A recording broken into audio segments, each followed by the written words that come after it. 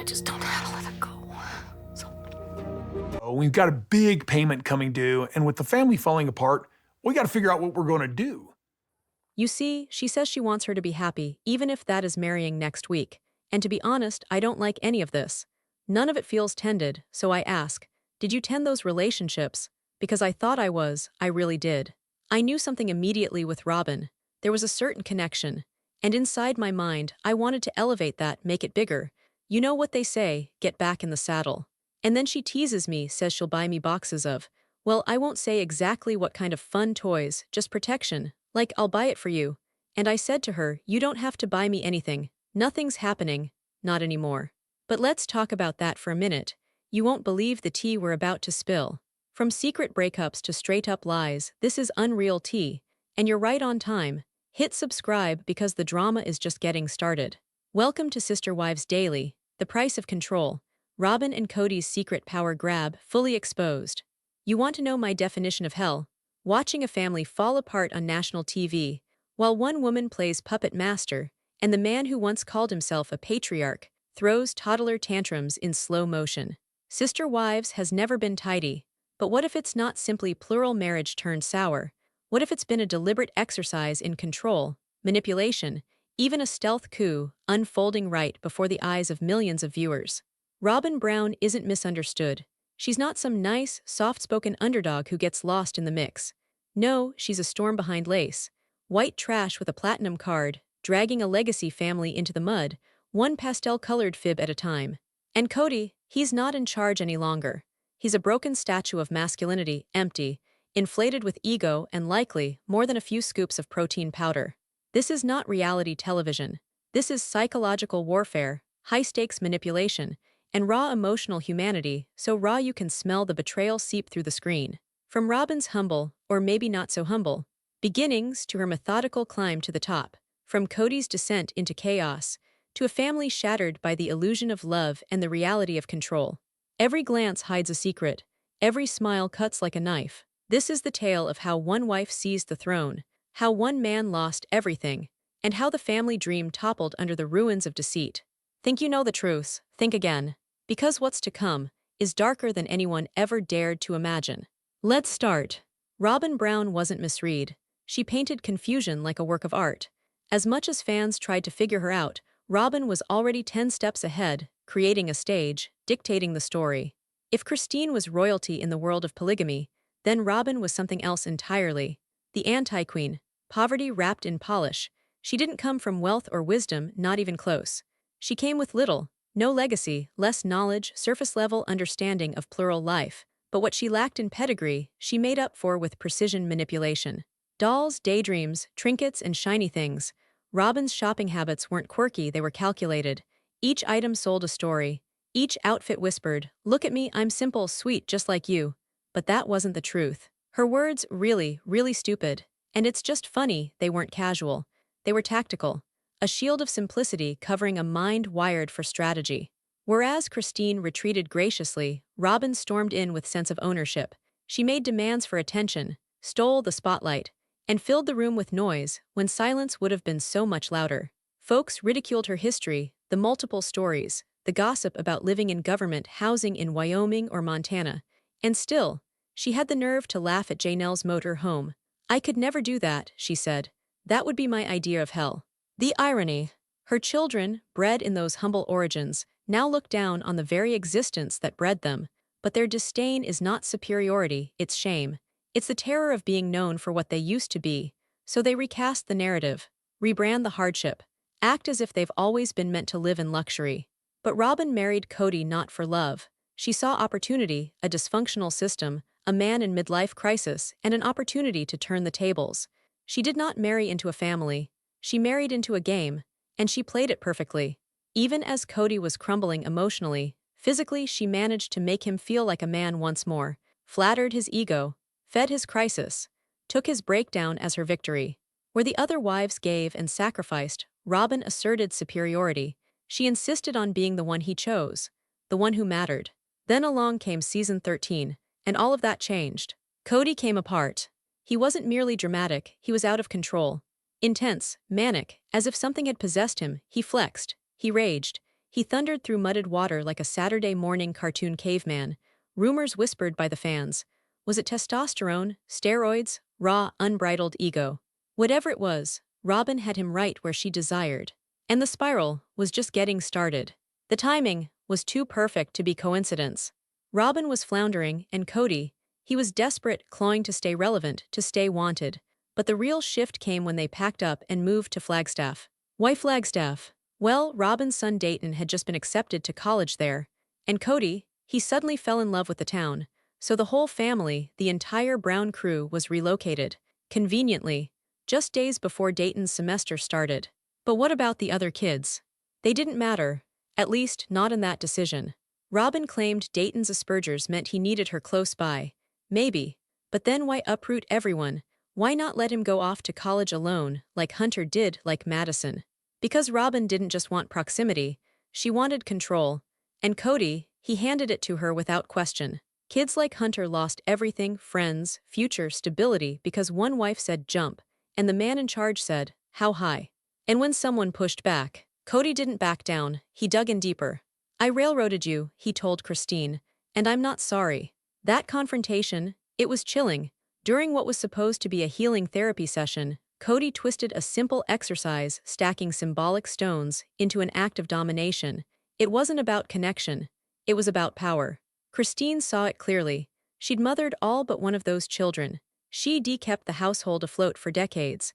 And now, she was being told her value depended on blind obedience to a system that had stopped valuing her long ago.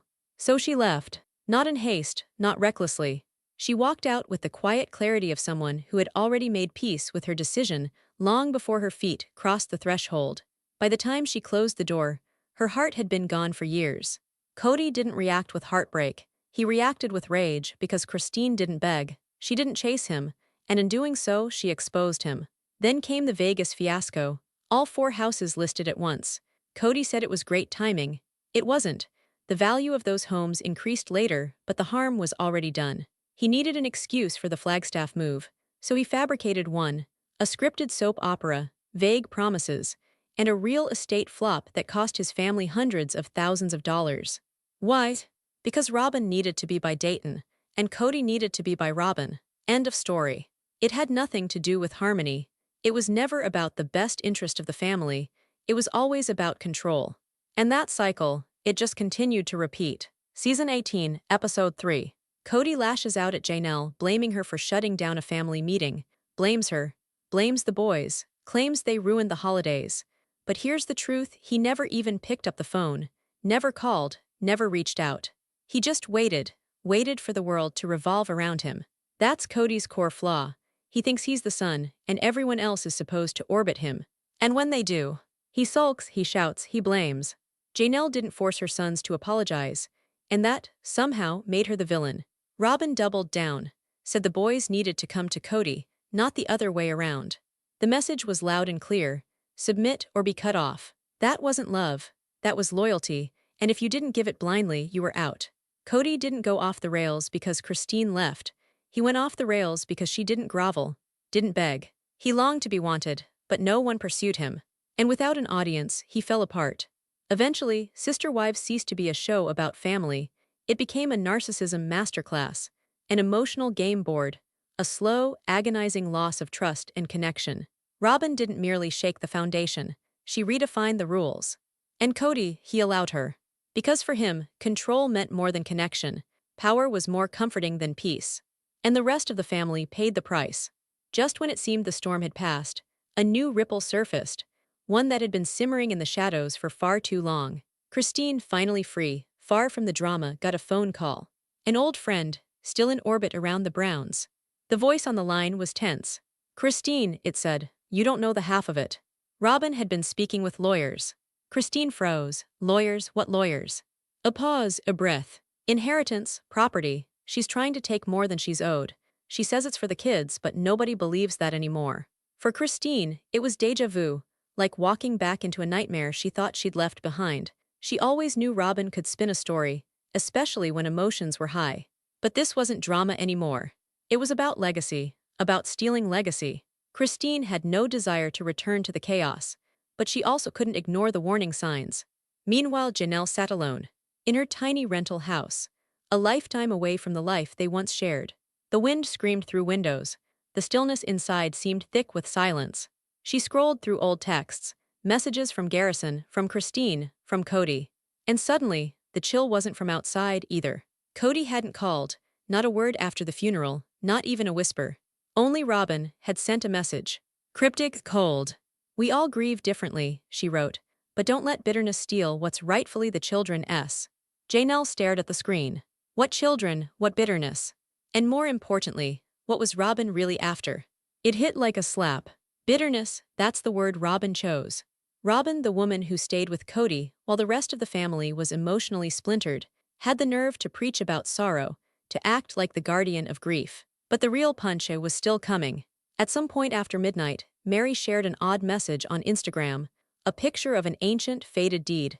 No caption besides. Some signatures are written in desperation, not agreement. The internet lost its collective mind. Fans endlessly analyzed, debating every smudge and shadow. Even a Reddit user dug up the document format and matched it to Arizona's online property transfer records. The result: someone, perhaps Kody, perhaps Robyn, had attempted to somehow transfer land titles just days after Garrison's death. Christine, Mary, and Janelle did not wait. They planned a quiet meeting. No cameras, no producers, and absolutely no Robyn. It was held in a neutral space, a friend's farmhouse tucked into the outskirts of Flagstaff. They came armed with thick binders containing old receipts and digital agreements that had nothing to do with revenge, but everything to do with clarity. For truth. Inside Robyn and Kody's home, meanwhile, the walls were beginning to crack, and it was a child who asked the question that shattered everything. Ariella looked up and in her innocent voice asked, "Why don't the other moms come over anymore?" The silence was deafening. Kody froze. Robyn blinked, stunned. That one sentence, simple, pure, cut deeper than any journalist ever could. Because children don't lie. Things weren't just broken, they had been dismantled. That night, Robyn made a decision. She sat down for a raw, unfiltered interview with a small regional podcast known for exposing family dysfunction without sugarcoating a word. She wanted to clear the air. But before her episode could drop, Christine, Janelle, and Mary beat her to it. Together, they launched a blog, Truths We Never Got to Tell. The initial post was explosive, the financial games behind Coyote Pass. It was date-filled, documents, word-for-word emails between the family's former accountant and Kody. The whispers became a scream. Robyn postponed her podcast.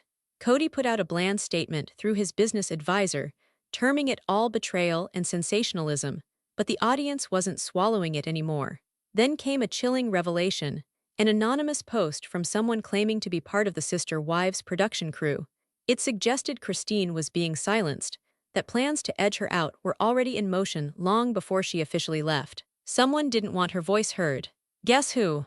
Robyn's image, once fragile and misunderstood, was cracking fast. Meanwhile, Christine was glowing, the truth-teller, the whistleblower, finally free. Mary was following that silence with a live stream herself, reading through old journals confirming the fan theories, the rumors, the dates. And Janelle, she was sitting alone in her garden. No glamour, no cameras, no crew. She was holding her phone, and she was whispering, "I lost a son, I nearly lost myself, but I won't lose the truth too." Raw, real, and it tore everything apart within the internet. The storm broke loose without warning. Robyn's eyes weren't full of tears. They were glassy, from watching the empire she built crumble around her. Christine's voice was sharp, controlled, but it cut like a blade. "You knew, don't pretend otherwise." Kody shifted, uncomfortable. For once, he wasn't yelling, he wasn't defending, he was quiet, too quiet. Robyn looked to him for support, but the man who'd once stood so fiercely beside her was gone, lost in his own undoing. Christine didn't stop. "You saw it happening. You helped it happen. So don't sit there sobbing over a family you never tried to save." That single moment on the tell-all, it was a wrecking ball. Viewers paused, rewound, replayed. Had Christine just exposed Robyn as the mastermind all along? Not the victim, but the manipulator. The one tugging strings behind the erratic behavior of Kody, the one slowly pushing the other wives out. The internet lost control. Theories, breakdowns, timelines, a digital avalanche of truth-seeking. Christine, after years of silence, wasn't holding back. "You rewrote history over and over. You lied to the cameras, to us, but most of all to yourself." Her voice cracked, not because of weakness, but from the weight finally saying the words aloud she'd been carrying in silence. Kody attempted to interrupt, but it was too late. The truth was out, floating in the air, heavy and undeniable. Robyn's makeup was melting, her face streaked. She muttered, "I tried, I really did try to connect." Christine simply stared at her, head tilted. Stunned. "Did you?" Christine's tone sliced across the room, shaking and biting. "Because from where I was standing, it seemed a lot like you waited for us to go." The silence that followed wasn't quiet, it was crushing. Even the host, always prepared with some bland line to break the tension, had nothing. No words, just staring eyes and a gaping mouth. Janelle gently placed her hand on Christine's knee, not to stop her, but to say, "I see you, I'm with you." And in that split second, the fractures in the Brown family didn't just show, they shattered. Behind the cameras, producers scrambled, trying to figure out what to do. They hadn't expected this. Not like this. But the cameras just kept rolling, focusing on each raw tear, each twitch, each moment that was too real to be scripted. Outside in the digital universe, the tempest was already brewing. Fan boards blew up. Twitter was ablaze. Christine exposes Robyn. Kody caught lying. Fans didn't just watch, they felt justified. They'd long suspected Robyn was string-pulling from behind the scenes. Christine had merely said it out loud. And before the dust could even settle, Mary's voice cut through. "I lingered too long," she said, softly but clearly, "and I remained silent too long." She wasn't furious, she wasn't trembling, she was just finished being small. For Mary, this was no longer about blame. It was about taking back the voice she'd silenced years ago. Kody's face clenched. "You had choices," he snarled. Mary gazed at him straight on. "So did you, and you made the worst possible ones." Robyn's whisper was hardly audible. "Why are you doing this to us?" Christine turned back to her, eyes unflinching. "Because we offered you opportunities, years worth of them, and you never once perceived us as sisters. Only obstacles." This was not reality television melodrama. This was the shattering of a whole universe. And in its wake, nothing but the truth. Unvarnished, torturous, irresistible. Audiences were riveted to their televisions. Part 3 of the exposé was already trending before it even hit the air. The promos themselves were shattering YouTube records. But behind all that buzz, there was something in Christine's last words that resonated way deeper. "We survived you," she said. "That's our story now." But what none of them realized, not even Christine, was that the actual final punch was still on its way. Robyn had one more secret, and someone was about to let it out. A little later that afternoon, Janelle stood quietly in front of the window. Rain poured down the glass like 1,000 unshed tears. The quiet wasn't calm, it was oppressive. She didn't miss Garrison. She grieved the years she sacrificed, the years Robyn was able to call her own. Christine had visited a little while ago, her expression solemn but her embrace warm. "He wouldn't have wanted us like this," she breathed against Janelle's shoulder. "That's the kind of hug you only receive from someone who's been carrying the same kind of pain." But the truth, Garrison's death didn't shatter just the family. It brought out every crack that was there all along. At the memorial, Kody was at the front, tears in his eyes, with a crumpled paper in his shaking hands. "He was a light in our lives," he started. But to Janelle, it sounded shallow. As a line is read during rehearsal, not sorrow, just acting. Then Mary rose, serene, collected. "Garrison went so far out of his way to make everybody happy," she told them. Even when he was in pain, he smiled.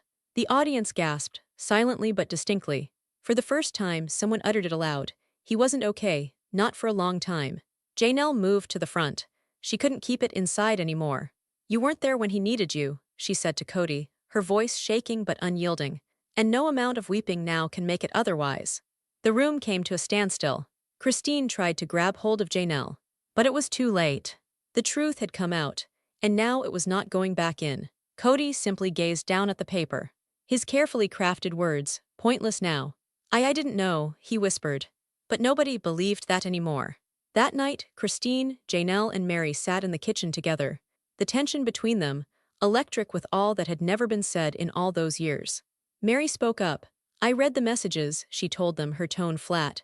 "The ones Garrison sent Robyn, he pleaded, and she never wrote back, never." Christine gritted her teeth. "She sits there bawling like she lost her own son," she told them. "But when he reached out, she ignored him." Janelle cried at last. "He pleaded with her," she whispered. "Pleaded with her to get Kody to talk to him. She never even responded." Then the screen shifted to Robyn. Alone, holding a necklace Garrison had given her. She cried, but the silence that surrounded her wasn't sympathetic now. It was accusatory. Text messages, missed calls, forgotten birthdays, all now breadcrumbs on the trail of heartbreak. Janelle looked out into the night.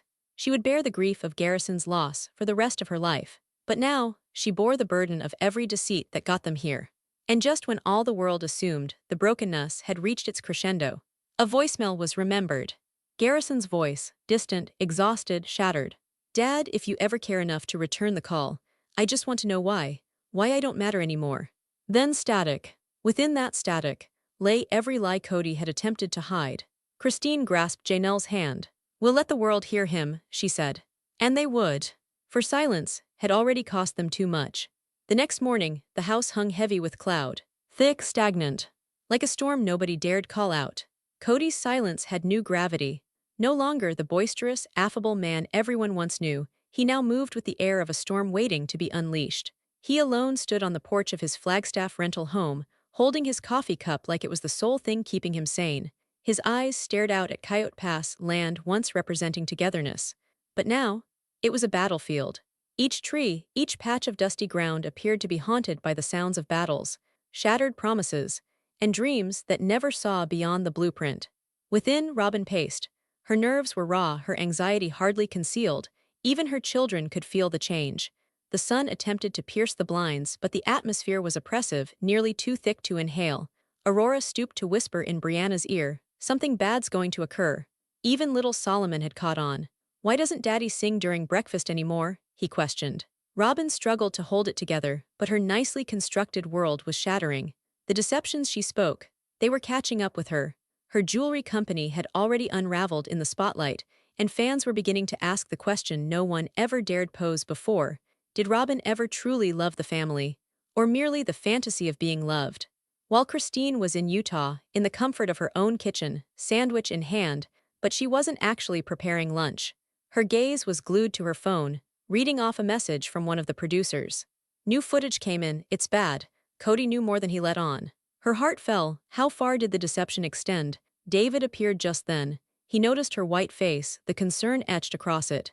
"What's wrong?" he asked softly. She handed him the phone. He read the message, and then placed the phone carefully on the counter. "They're going to keep at it," he said. "Not until all the lies are brought to light." Back home in Flagstaff, Mary unfolded an envelope with no return address. There was a pile of ancient messages, dated screenshots, and a photo. Kody kissing Robyn, standing outside a courthouse. Date: months before Mary and Kody had ever gone public with their breakup. She fell to the ground. This was not a shattered marriage. This was betrayal, planned long ahead, cold and calculated. At that precise moment, out at Coyote Pass, Janelle stood beside her vehicle, boots crunching on gravel. In her hand, the new land appraisal. The figures were unambiguous. Robyn's land was padded. Hers, underestimated. She gritted her jaw.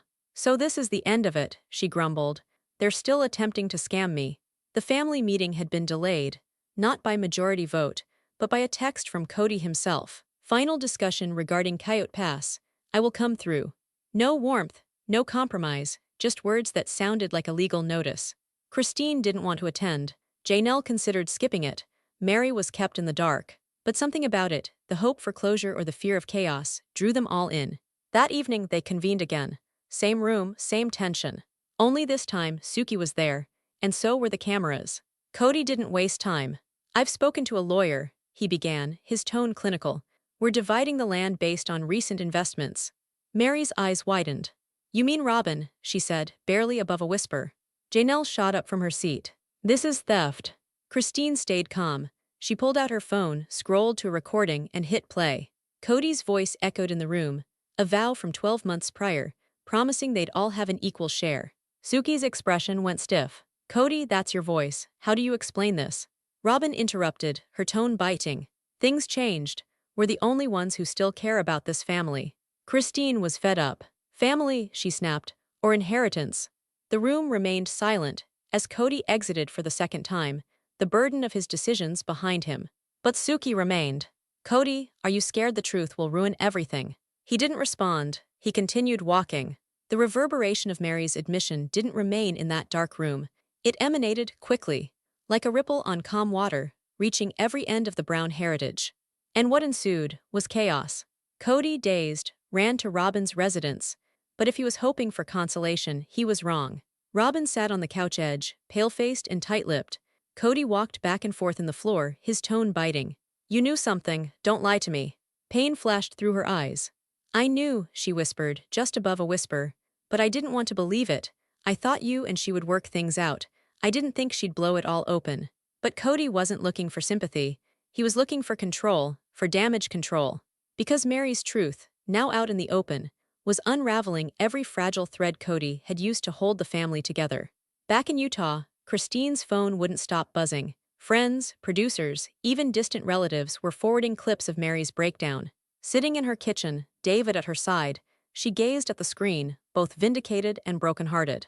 "Do you feel relieved?" David asked, his voice gentle, his hand reaching for hers. Her eyes welled with tears. "It's not relief," she breathed. "It's survival." She finally said it. She finally protected herself. And she wasn't alone. Janelle sat quietly, a teacup in her hand, replaying Mary's admission in repeat. They all had borne their hurt all these years, in silence, apart, like bricks on invisible backs. But this was different. This was a person, finally having the courage to say it.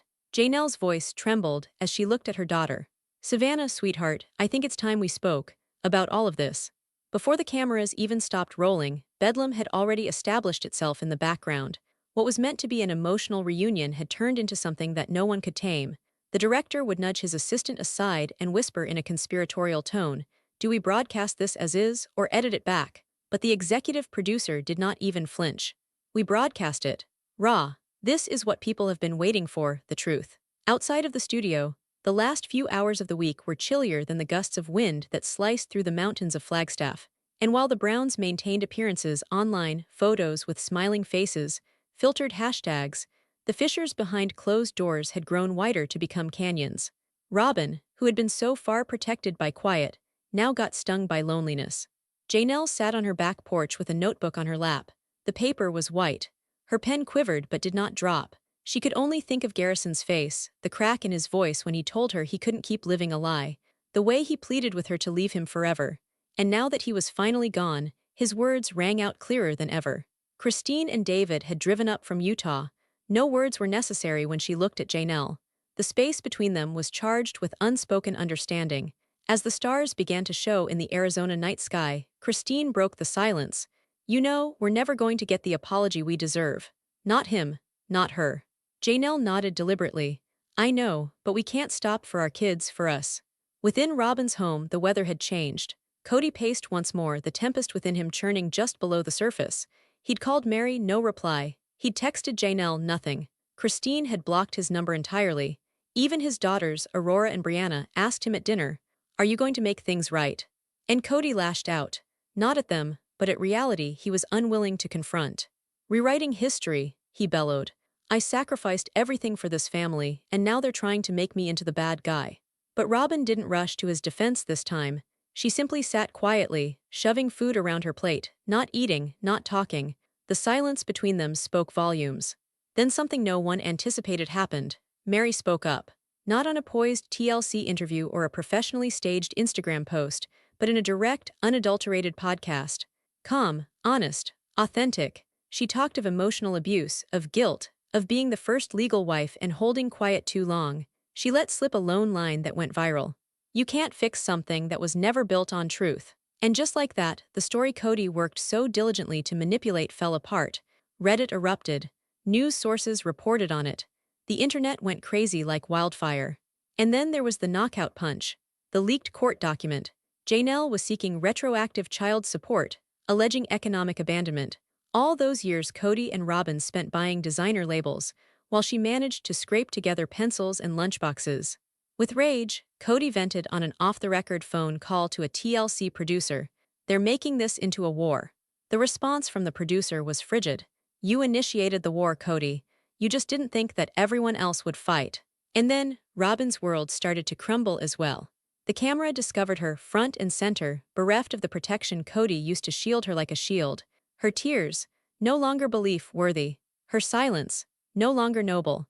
With each revelation that emerged, her grip on the audience tumbled. Christine's voice sliced through with steel. It was never about plural marriage to them. It was about control. The favoritism wasn't only hurtful, it took away the other women's dignity day by day. Janelle, typically serene, now shook, not of fear but of fury long suppressed. There was a time we were a family until Robyn came, and when I spoke up, I was the enemy. Even Mary, the most publicly devoted of them all, finally spoke what many had guessed. I was the distraction, Robyn was the destination. Then the children began to talk. Gabriel's taped interview gave everyone in the viewing audience the chills. I tried to call him on my birthday, he whispered.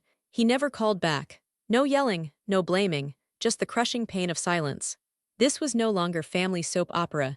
This was generational harm. Kody, once swaggering and booming, now seemed hunted, defensive, nearly paranoid. I gave everything, he muttered. They left me. But the crowd didn't believe him. His words were hollow. Even Suki, normally calm, pushed him harder than ever. Could it be that you were more committed to one relationship than the others? He stuttered, the facade crumbled, the scripted lie disintegrated. At last, Robyn spoke, but instead of certainty, what emerged was confusion, weeping, and fantasy. I just wanted peace, she wept.